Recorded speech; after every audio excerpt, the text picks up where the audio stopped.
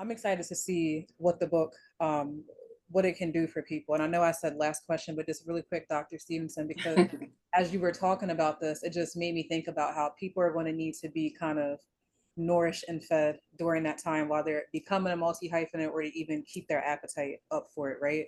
So I guess my question to you, Dr. Stevenson, is just after somebody picks up this book and they read your forward, they go through the contents or whatever, what can they do to feed themselves, to stay in that, to keep their commas, to have the energy for their and? This is going to be the most irresponsible statement, both from an academic standpoint, a theological standpoint, a cultural standpoint, sociological standpoint, but I'm gonna say it anyway. You live once, right? Yeah. Say it. I got a lot more life to go to, but I've come to very few conclusions about life. One of them emphatically is this, though. Y'all gonna get mad, but they still gonna buy the book. I've yet to see one man change himself permanently without one God. Simple. I Did know. you hear that silence? Did you hear the silence? What I mean by that is this: I don't believe, this is me, that a man has it in the deepest parts of his ability to sustain a change, even if he initiated it. Mm.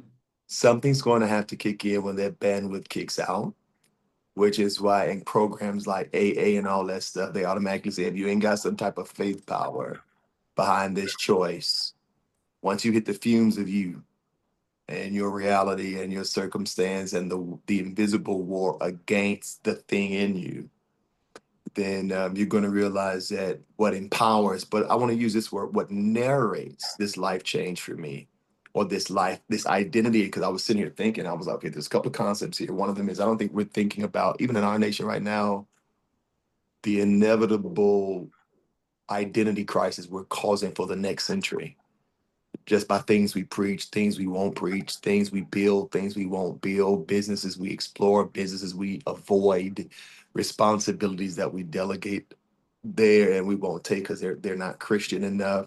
But and so having said all of that, I think that it's a simple statement. It's a preschool statement. I don't think men have the ability in them to permanently, I insert that word there. I think you can develop a new hobby within your own strength, mind, power, ability, sleep schedule, but you need a current pressure every day to be reminded about why you cannot live your life the way you have. And that's even when there's nothing quote unquote wrong with it. The one most dangerous thing that's wrong with your life is that it's still your life. Every day, strip that thing, trigger it. And here's a great thing. The great news about being a multi-hyphenate is you get the opportunity to be new at something all the time, because I can learn to do what I was born to do and bring that to a point and a place of mastery. And but the point of mastery is not the credential or the certificate. I know when I master it, when I can multiply it. And there's a lot of people Hold on. that go. Yes. That is, look, that is, and if you look at the back of the book in the description says made to multiply.